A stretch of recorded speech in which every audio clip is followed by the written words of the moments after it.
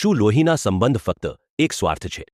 મારા માતા પિતા કહેતા હતા કે લોહી પાણી કરતાં ઘટ્ટ હોય છે, પણ જ્યારે મને તેમની જરૂર હતી ત્યારે તેમણે જ મને નકામો કહીને ઘરની બહાર કાઢી મૂક્યો.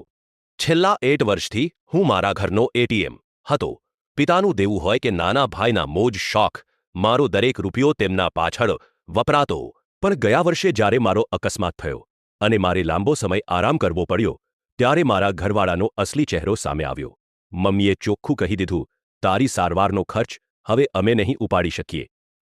તારા રૂમમાં અમે એક ગેસ્ટ રૂમ બનાવી દીધો છે. હવે તું તારું જોઈ લે. તેમણે મને લાચારીની હાલતમાં એક થેલા સાથે રસ્તા પર છોડી દીધો. હું રડ્યો નહીં, પણ તે દિવસે મેં નક્કી કર્યું કે હવે મારે મારા માટે જીવવું છે.